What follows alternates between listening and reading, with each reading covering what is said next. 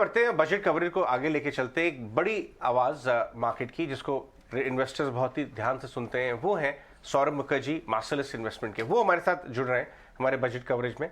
सौरभ, बहुत बहुत शुक्रिया आज हमसे बात करने के लिए। ET9 स्वदेश पे बहुत इंपॉर्टेंट दिन है।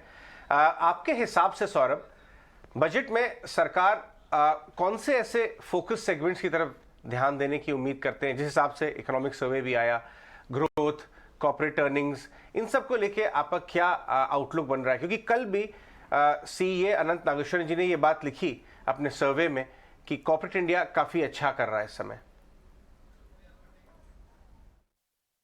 पहली बात तुमको याद रखना पड़ेगा कि इंडिया अब एक विशाल फ्री मार्केट इकोनॉमी है, और जाहिर है फ्री मार्केट इकोनॉमी का मतलब कि सरकार की अहमियत और बजट की अहमियत साल पे साल कम होती जा रही है। तो जितनी इकोनॉमी मजबूत होती जा रही है, जितनी ग्रोथ रेट 6-7% का ग्रोथ रेट का आंकड़ा सुदृढ़ बनता जा रहा है, उतनी बजट की अहमियत कम होती जा रही है, और उनको ये मद्देनजर रखते हुए बजट के बारे में सोचना चाहिए। अब आते हैं आपके सवाल के ऊपर। फिस्कल पोजीशन सरकार की अच्छी है, सॉलिड है, probably best fiscal position in the last 3-4 years. Economy की ग्रोथ भी अच्छी है, इंडिया की ग्लोबल स्टैंडिंग भी सॉलिड स्तर पे है, स्टॉक मार्केट भी वाई थोड़ा सा अप है। सो बैकड्रॉप सरकार के लिए, फाइनेंस मिनिस्टर जी के लिए बैकड्रॉप काफी अच्छा है बजट पेश करने के लिए। इलेक्शन के पहले लास्ट बजट है, प्रॉपर लास्ट बजट है इलेक्शन के पहले। जाहिर है देयरफॉर गरीबों के ऊपर फोकस होगा। ब्लू कॉलर जॉब क्रिएशन, जो 2 लाख या उसके कम कमाते हैं इंडिया में, उनकी हालत काफी पिटी हुई है लास्ट 2-3 साल में। मेरा ख्याल है सरकार की फोकस उस प्रॉब्लम पे ओवर होगी।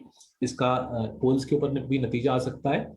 But leaving aside polls, the fact that COVID ने बहुत पिटाई की लो इनकम क्लासेस का, मेरे ख्याल से बजट में लो इनकम क्लासेस के लिए हम कुछ रिलीफ मेजर्स देखेंगे।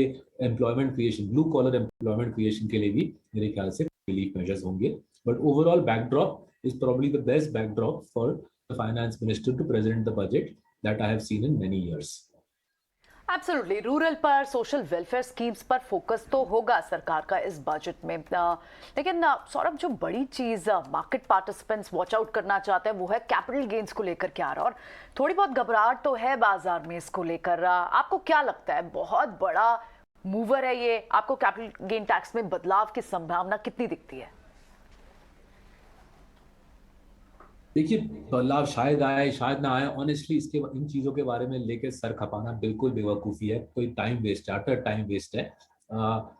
जाहिर है ओवर, अगर हम 3-4-5 साल का होराइजन ले, it is all but obvious that long term capital gains tax India में बढ़ेगा।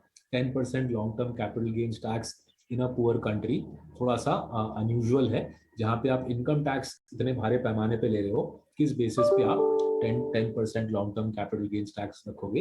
मेरे ख्याल से कभी ना कभी तो ये बढ़ेगा। जब बढ़ेगा कुछ दुनिया फटनी जाएगी, कुछ धरती फटनी जाएगी, शेयर प्राइसेस शायद एक आध दिन नर्वसनेस दिखेगा, but structurally tax rates and stock market की वैल्यूएशन का कोई रिलेशनशिप नहीं है, ना तो इंडिया में है ना तो विदेश में है।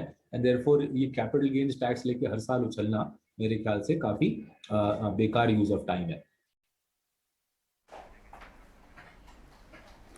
राइट सौरभ, ये तो आपने सही कहा कि कैपिटल गेन्स में बढ़त का असर बाजार पर जरूर दिख सकता है, और इन्हीं सारे ऐलानों पर नजर है। लेकिन जो IMF ने अपनी ग्रोथ गाइडेंस बढ़ाई है चीन रीओपनिंग के चलते, उन्होंने ये भी कहा कि यूरोप इतना खराब शायद प्रदर्शन नहीं करेगा। आप भारत को इन्वेस्टमेंट डेस्टिनेशन के तौर पर कैसे देखते हैं? देखिए, इसके बारे में कोई दो राय नहीं है कि इंडिया की इकोनॉमिक पोजीशन मजबूत है। दुनिया का कोई भी बड़ा इकोनॉमी इंडिया का मुकाबला भी जीडीपी ग्रोथ के क्षेत्र में नहीं कर सकता है, चाइना इंक्लूडेड। इवन चाइना भी इंडिया का मुकाबला नहीं कर सकता जीडीपी ग्रोथ के मामले में। एंड देयरफॉर ग्रोथ आउटलुक काफी अच्छी है। I am not so sure IMF के ऊपर लोग इतना सर खपाते हैं। टिपिकली जो मल्टीलैटरल इंस्टीट्यूशंस होती है, इनके ग्रोथ फोरकास्ट काफी उल्टे सीधे होते हैं। बट जो आपका मोटा पॉइंट है वो बिल्कुल फेयर है कि इंडिया की ग्रोथ आउटलुक अच्छी है।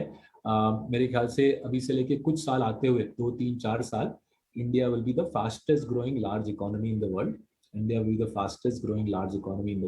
और इसका फायदा हमको दिखेगा कॉर्पोरेट अर्निंग्स के द्वारा, और मेरे ख्याल से विदेशी निवेशकों का भी इंटरेस्ट इंडिया में निवेश करने का और बढ़ेगा आते हुए वर्षों में।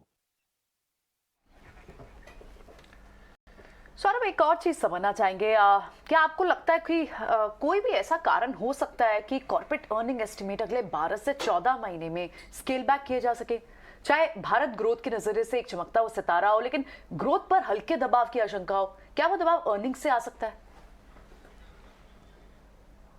देखिए, अगर इंडिया का long term corporate earnings growth देखें, nominal GDP, real GDP growth मानिए 6-7, इसके ऊपर इन्फ्लेशन मान लीजिए 4%, 11-12% long term corporate earnings growth large cap companies के लिए लॉन्ग टर्म ट्रेंड बना रहता है। उसके कॉन्टेक्स्ट में, गिवन दैट ये इकोनॉमिक रिकवरी की शुरुआत है, इकोनॉमिक रिकवरी का पहला अपस्विंग है, मेरे ख्याल से मिड टीन्स में अर्निंग ग्रोथ अगले 2-3 साल आराम से आना चाहिए। जहाँ पे मेरे को थोड़ी सी आशंका होती है कि कुछ लोग ज्यादा कुछ ऑप्टिमिस्टिक हो जाते हैं, कुछ हाई टीन्स 20s का अर्निंग्स ग्रोथ ले लेते हैं, वो थोड़ा मेरे को अनरियलिस्टिक लगता है आने वाले वर्षों में। Mid teens earnings growth for large companies अगले 2-3 साल मेरे ख्याल से आराम से आएंगे।